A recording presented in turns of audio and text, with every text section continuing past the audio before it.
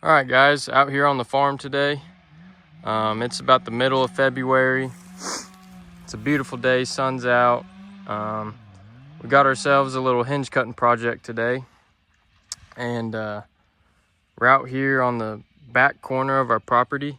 And this area here historically has been one of the best bedding areas on the farm, and it's always had a lot of activity. But as you can tell, it's not nearly as thick as it once was, and it's kind of open now. And we're gonna come in here, open up the canopy, let the sunlight get in there, and provide more cover and food for the deer. I'm starting off right here because this is where we decided we want our setup to hunt over this bedding area. And we picked this big oak tree. And now that we got our setup, this bedding cut becomes a lot more simpler. And we're really just trying to funnel these deer. We're gonna have a main trail coming on the edge of that bedding cut and another main trail over here, kind of pinching right here. And the idea is we want, after we go through and cut everything and get the bedding area set up, we want everything to meet right here. So whenever every scenario is different, but when you have a situation like this, when you're doing a bedding cut, when you can find your setup first, everything just becomes simplified and you know where you want the deer eventually to end up. But here's what we're looking at. We're gonna go ahead, get here in the middle of this little block, and we're gonna focus on there's 2 or 3 big oak trees in there we're gonna have to cut down, and then we'll just work off of that, and we'll kind of tip some trees over and kind of feather this edge to provide some screening. Same thing for over here, kind of do some edge feathering and just kind of soften up that edge over there. But here's what we're working with. We're gonna go ahead and get started. If you can hear, my dad's already got the chainsaw in there, so we're gonna catch up to him and get started. Here's another view of what we're working with. We actually call this little place the Boneyard. For whatever reason, a lot of the deer like to die in here. We find a lot of deer bones and dead heads and shed antlers throughout the years. But it's always been a good little spot for them to bed. And it makes it really tough to hunt because of the access, because you got the neighboring property over here and then it comes to a corner. But that's just a wide open hay field over there and it's wide open ag field over there. So this is kind of the first of any kind of cover right here. So that's why it makes it a good spot for these deer to hole up in. But as you can tell, it's really open. You can see, a good 100 yards into there. So we're gonna try and thicken it up and just improve the habitat. But we got the chainsaw ready to rip and we're gonna start getting after it.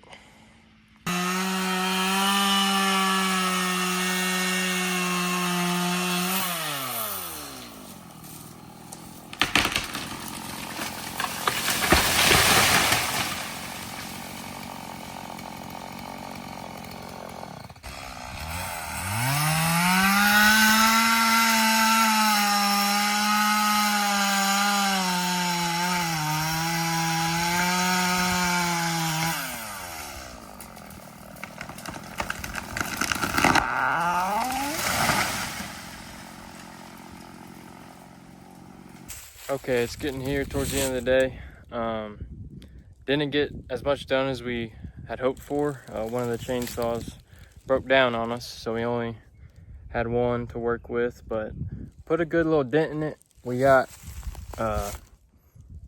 2 of the main trails cut down, and then we got a lot of the big trees out of here. Did a little bit of edge feathering, not a whole lot, but when we come back in here, it'll be a lot easier, and we got the big stuff out of the way, so it's just pretty much playing cleanup after that. But I'll show you guys around real quick on at least one of the trails we cut. Okay, we're here at the setup, and right down here is our main trail. We got another main trail down there. I'll walk down this one to show you guys some progress.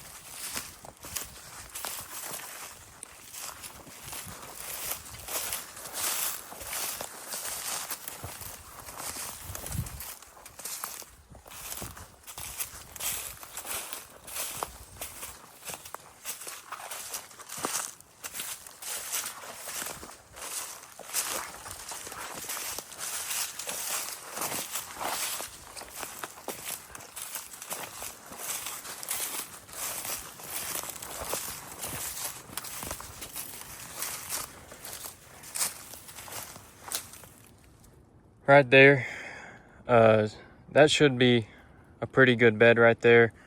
They got a nice canopy, putting them in the shade right there, some up against their back, overlooking the open here. That should be a good spot to bed.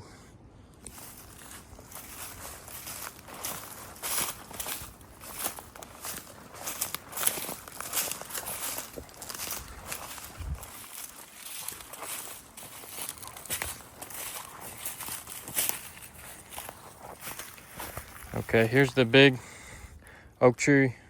This is the first one we cut down. Opened up a ton of the canopy, and then that other big oak tree was just right there. So got a big opening here. We're gonna keep, when we come back, we're gonna keep working on that trail and then kind of tie it all together with that other trail right there. And then you can still see the field pretty good, so we're gonna have to definitely screen that and do some more feathering out there in the field. But starting to come together. We got the foundation done. When we come in here the next time, should be pretty quick work.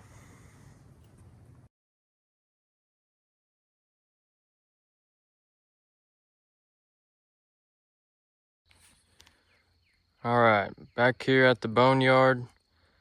It is now May 1st. Finally got back in here to finish this project, and gonna walk around here to show you guys what it's looking like.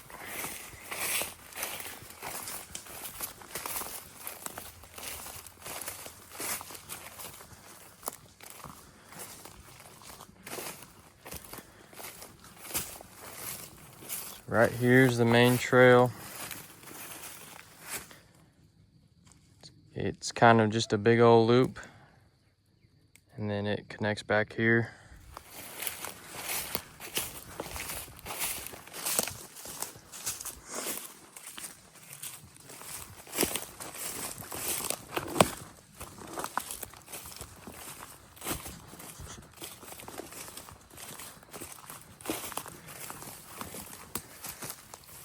Nice little bed right there.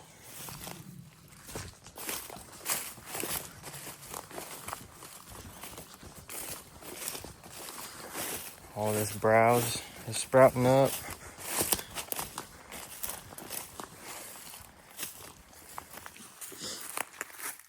Out there towards the field, we got it all screened off.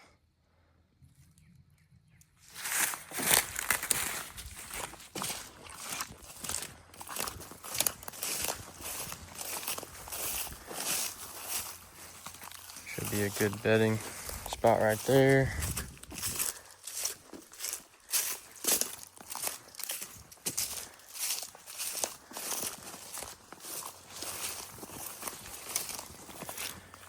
Come around here. It's already a trail, Myers. I know, right? Like the Boneyard Resort. We got a trail cutting up the middle through all that thick stuff. And then this should be a really good staging area. We got a vine right here. The scrape. This should be a big community scrape. A lot of stuff meets right here. And then if you come around here,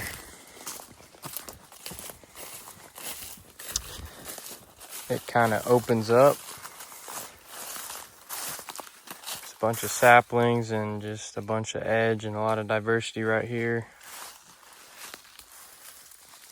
And then we'll keep wrapping around. We got different party rooms in here. You still got to clean up under this oak tree to make some more beds. But they'll bed right there naturally.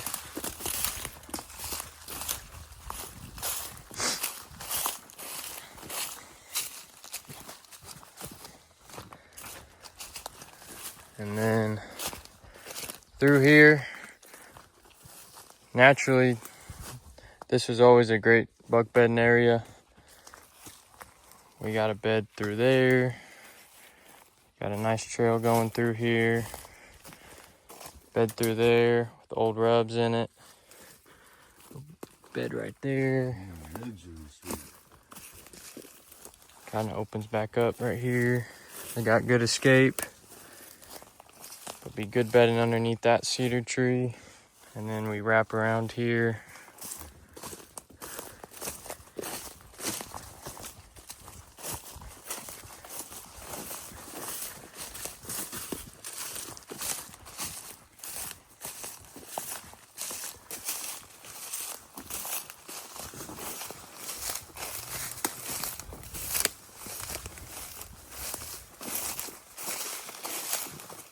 And then through there was that one trail I pointed out that cuts up the middle.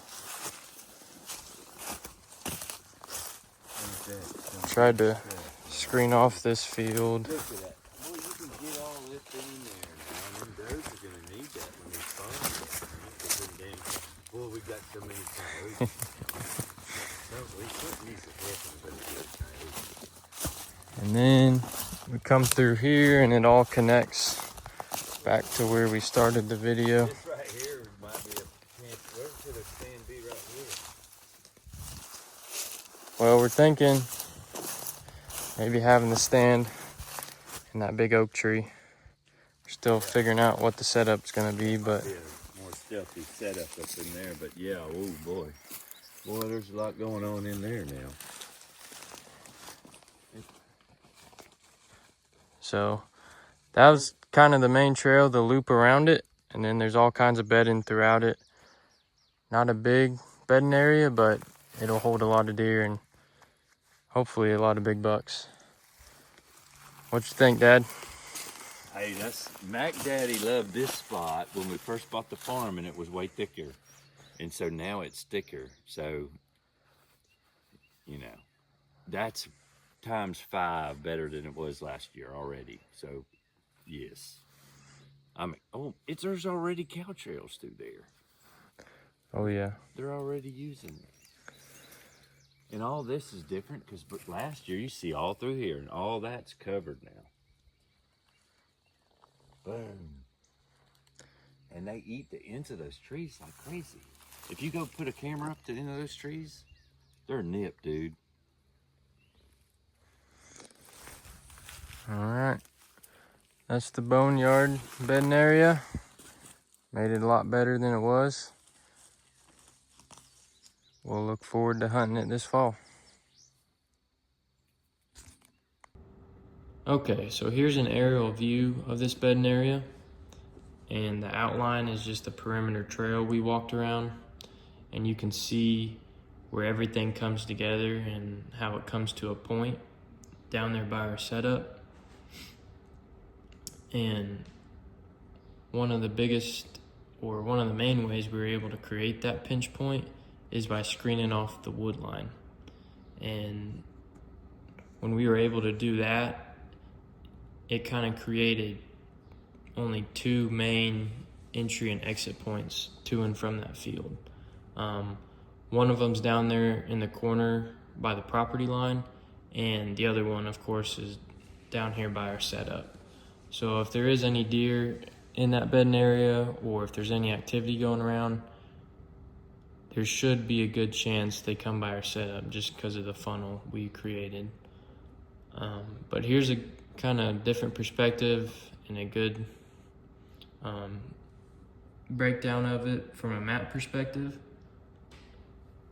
And then I'll also throw in some before and after pictures when we first started doing the hinge cut in February versus when we mostly finished it in May.